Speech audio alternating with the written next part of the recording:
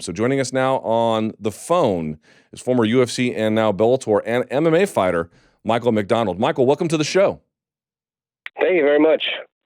Hey, man, so let's talk about it. You announced over the, end of last week that you are going to be retiring from the sport of mixed martial arts. For the folks who may not have seen the statement that you put out, what were the events that transpired that made you know that now was the time? Oh man, there was a lot. There was a lot of stuff that happened.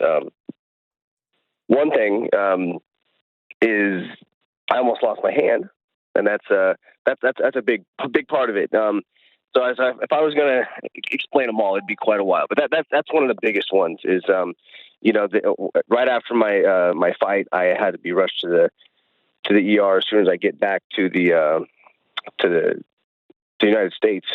Not you say this one wasn't in. Sorry, last one was in England. As soon as I got back to California, we had to rush back, and the swelling was so bad I almost needed emergency surgery to not lose my hand. But the problem with it was the surgery required was so difficult that only a top tier expert would have been able to fix me. So I either almost lost my hand or got surgery from someone who wasn't able to do it. So you did get the surgery already, right? I did, yes. And everything is okay? Yeah. Everything turned out well, so that's good. And so, do you have full function? I'll say this. Everything turned out with my hand, not with my arm. My arm did not, unfortunately. What's wrong with the arm? I have zero function of my left bicep whatsoever. So there was an issue during the surgery, and we think it was the anesthesiologist deal, not the surgeon that I had. That I actually have zero ability to use my left bicep whatsoever. It's completely dead. So already my left arm is like half the size of my right arm. And so now it's been almost a month that I have not been able to use my left bicep whatsoever. So I can't open a jar. I can't, get a box, out of the cupboard. I can't lift a sheet of plywood or a cabinet. Nothing. So, okay, let me see if I understand. And neither of us are medical doctors, but I'm terribly sorry to hear this, of course. Is the issue that the distal bicep tore off is it a nerve issue or what, a tendon issue? What happened? My surgeon, I talked to my surgeon about it, and he used a lot of big words and told me a lot about it. He said the way that this happened, he goes, it's still connected, but basically it's not coming back. It's not waking back up. And he said, now there are different reasons that people's muscles don't come back after surgery, but this particular reason and how this happened is about a 1 in 8,000 chance. He said, my surgeon is a surgeon of 20 years, and he has said he's never seen it happen to any of his patients. So it's quite a rare thing. What happened?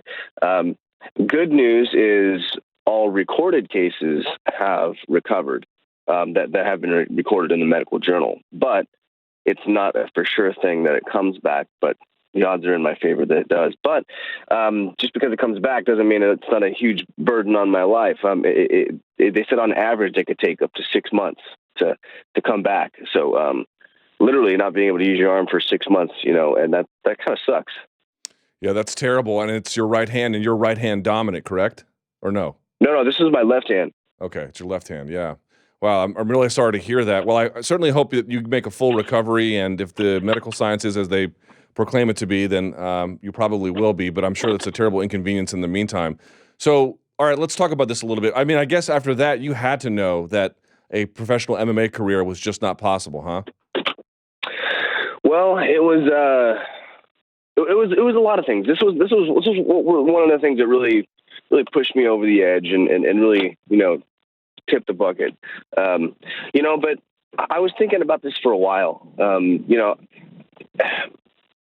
a follower of Christ, and part of that about being a follower of Christ is having your priorities in order. And what that looks like in my life is God says, I want you to serve the people who you've committed to serving first before you serve the people you haven't committed to. So first off, I've committed to serving the Lord first off, and then second off, my wife. And after that, I don't have any kids yet. So because I don't have any kids yet, who comes after that is your immediate family, and then the people who kind of flow outward from that.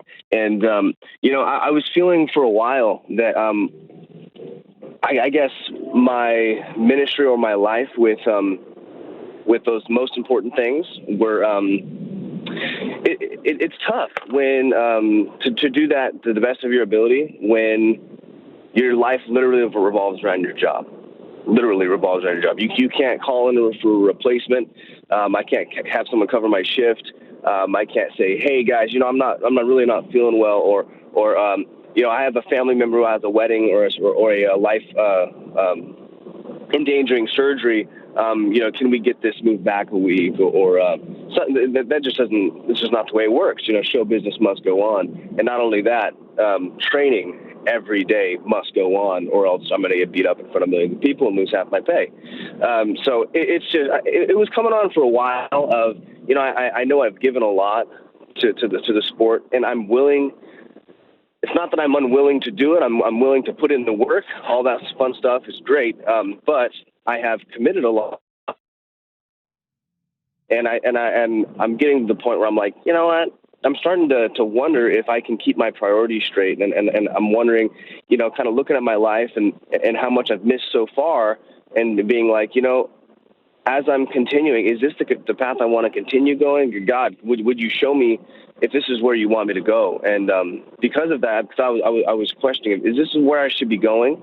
And as a follower of Christ, my mission in life is to do whatever He tells me to do. It's not to go for what I think is going to have the most money, the most fame, or popularity, or anything like that. So before my last fight, I prayed and I said, God, would you show me if this is where you want me to be? If you want me to go, I'll go. If you want me to stay, I'll stay. And I said, God, I'm going to pray for two things. I'll say, first off, would you give me a hole-in-one? I said, I don't even know if I can ask that, but if you could give me a hole-in-one for this fight, that would be fantastic, and I would know that this is your first like goodbye and a cherry on top of a fantastic career. I said, second off, if you could wrap up my contract with Bellator legally, morally, and give me absolutely no question whether I'm supposed to move on.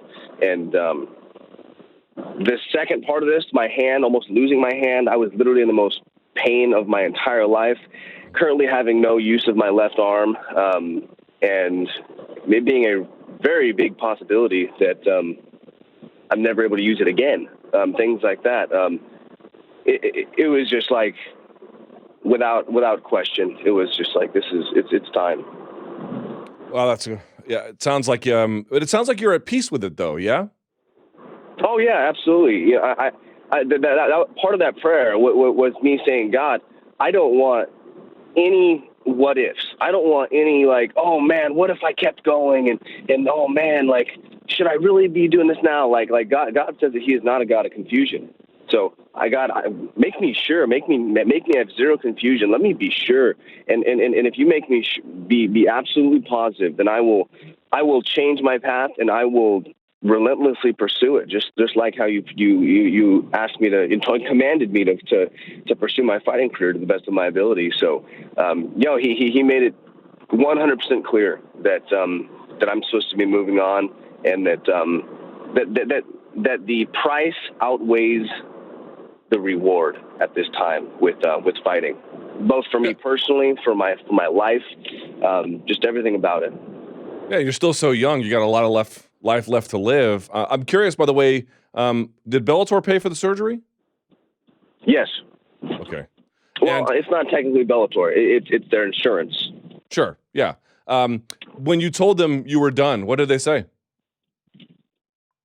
Well, I only talked to a couple of people personally, and one of them is Rich Chu, and he's the matchmaker for Bellator, and he was very understandable. He understood perfectly why I said what I did.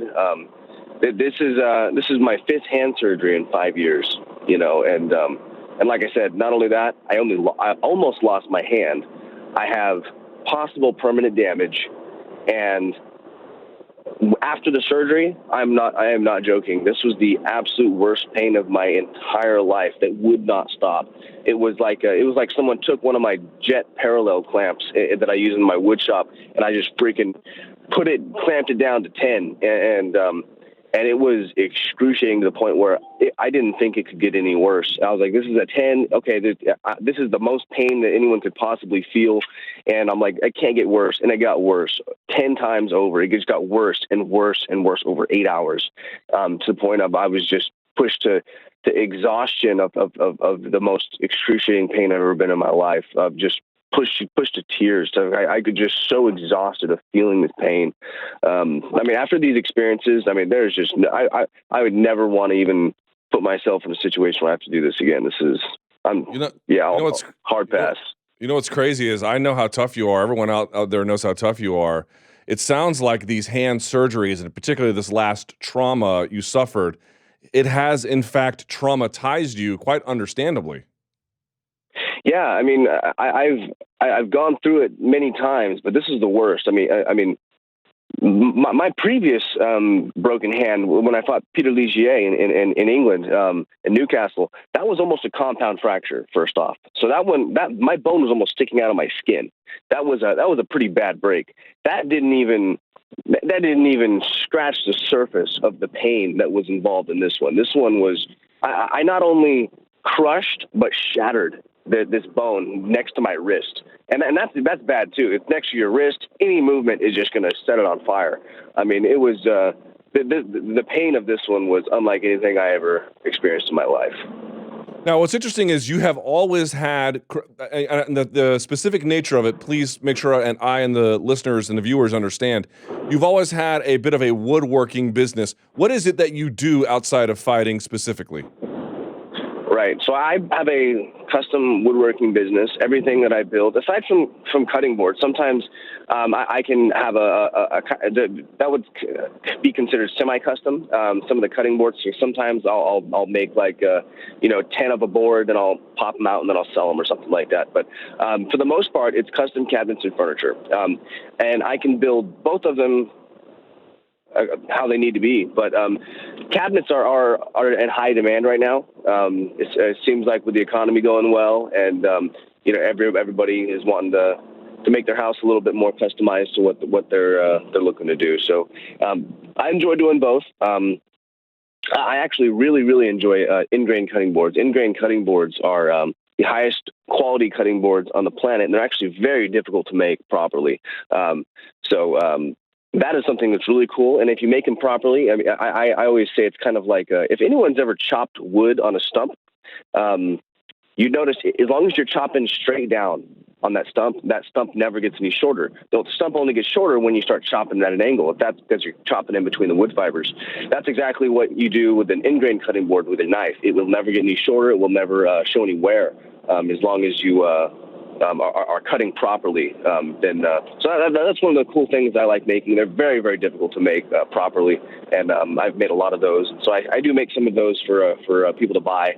But the heart and soul of the real business is just someone has a space, they have something that they want, and they say, hey, this is a very difficult thing where I don't know what to do, and I help them find out what they want. I build it on my computer to perfection, to exactly what they're looking for, and then after it's what they're looking for, and they're confident in that, then I take their money, and then I build it what I built on my computer and install it. So I take care of everything from design to install on whatever someone could dream of made of wood. So we're running a little bit short on time, so let me make sure I get a few more questions in if I can.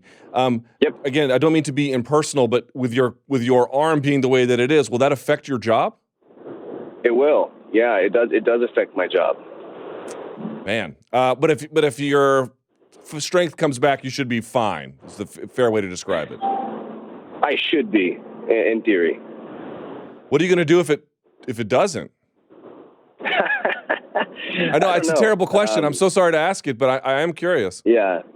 Yeah, I don't know. I would first off say I have confidence that that God will provide. I do have a couple of job opportunities that even if worse came to worse, and I was completely unable to use my physical body, then I do have some other opportunities that I could go. But I know God will provide if that's the case. Your favorite MMA memory is what? Oh man, I have some good ones, but definitely, without question, my favorite MMA memory was after my fight with Alex Soto. I got a message from a girl, and turned out that I married her, and so that was pretty cool. Is that right? Is that how you met your wife? I did. My wife's father, so now my father-in-law is my coach's best friend, and we never met. She's a lifelong martial artist. She's been doing martial arts since she's 2. She outranks me in martial arts, and so we never met though. She came to my fight to support my coach, and then after that she sent me a message on Facebook, congratulated me, and then I learned that not only is she a dancer, but she's also a very attractive martial artist, and so I started flirting with her, took her out on a date, and here we are. Wow, that's amazing. I'll tell you, my favorite memory with you is I interviewed you at UFC 145 after you knocked out Miguel Torres. You just had this incredible youthful enthusiasm, man. It was really great to see. Looking back, you accomplished a lot. I know that injury didn't go the way you wanted, and as you mentioned, that Alex Soto fight and the aftermath was so great for you. But in fairness, do you have any regrets about fighting MMA at all? No. Currently, I have no regrets. Even losses, I learned so much from my losses. I learned so much about masculinity, about being an adult, just about success through these losses, even more so than the wins. So I think it was an incredible learning experience. God really showed it to me that it was it's like college. It's for a short period of time. I mean, I was fighting for 13 years. Someone goes and gets a PhD for 12 years. It's basically what I did. I got a PhD in success and hard work. I got a great community of people around me now, and I'm equipped to do my next thing with zero debt. So that's kind of how God showed me this period of my life is kind of like college. Well, you know what? You ended your career with a bang. You beat a really top guy, and you did it rather easily. I know that some people are going to play the game of what could have been, but what it was pretty great, man. So I'll say this: congratulations on a great career for all its ups and downs, and thank you for spending some time with us. And by the way, if your recovery goes as planned, which of course we hope that it does, tell the public because I'm sure they would want to know. Okay, sounds great, brother. Thank you very much. Thank you so much, Michael. Congratulations again. All right, man. What a great guy that guy was, It didn't go as well, 19-4 record. That win over Miguel Torres, man, that was a big deal back in the day. The kid hit hard. He hit too hard for his own frame.